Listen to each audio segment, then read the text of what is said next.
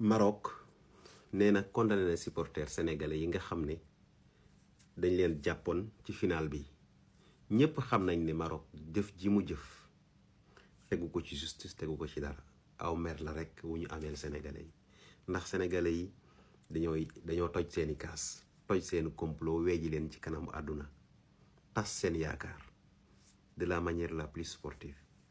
léegi lu tax lii ñi nga xam ne Maroc def na ko muy lu dangereux boo gisee muy lu dangereux mooy tey à partir de maintenant la jurisprudence des supporters sénégalais day am ci sport en Afrique c'est-à-dire que yéen tey boo ngeen nekkatee ci pays jàmbur bu stade ba amee coow police yi bu leen neexee ñu ñëw jàpp ka leen neex ne ñoom ñoo indi coow li condamné leen parce que bu fekkoon ne justice marocaine dafa nekk justice ba nga xam ne dafa yemali ñëpp gis nañ ay stade yi ñuy dóor ay supporters lu tax benn stade sonaluñ ko kenn convoqué wuñ ko ñoom ñëpp ñu ngay vaquer seen occupation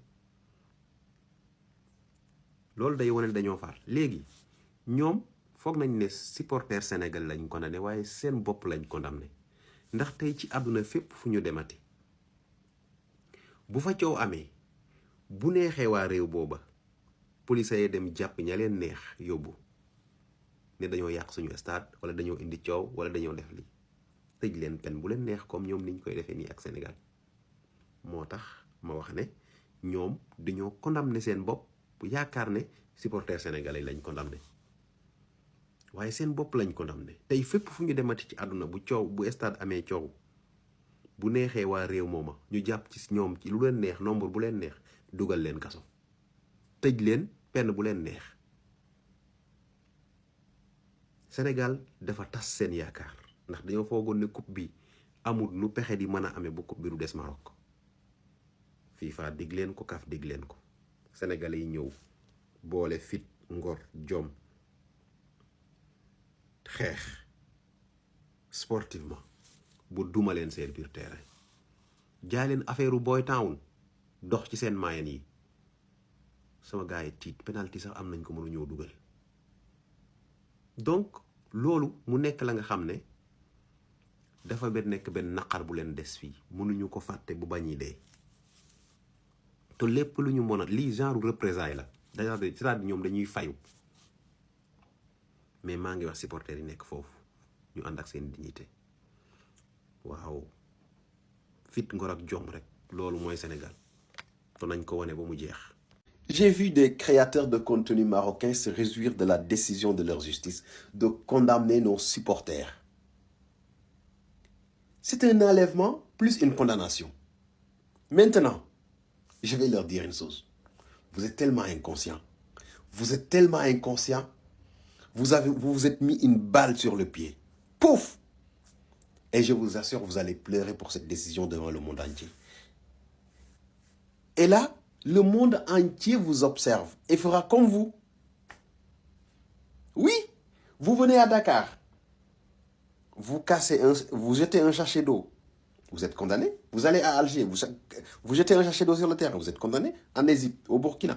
Partout, ce sera comme ça. Vous serez surveillé comme de l'huile sur le feu. Votre juge a voulu tout simplement se venger. Au lieu de dire le droit, de libérer ces pères de famille-là. Et moi, je vais leur dire une chose. Je vais vous dire une chose. On est un peuple digne. On a fait face. On vous a fait pleurer. On vous a fait pleurer. Rien que ça, c'est la plus grande victoire.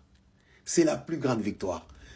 Et l'histoire retiendra qu'un petit pays comme le Sénégal, de moins de 20 millions d'habitants, uni devant une équipe, a fait pleurer tout un pays de plusieurs dizaines de millions de personnes.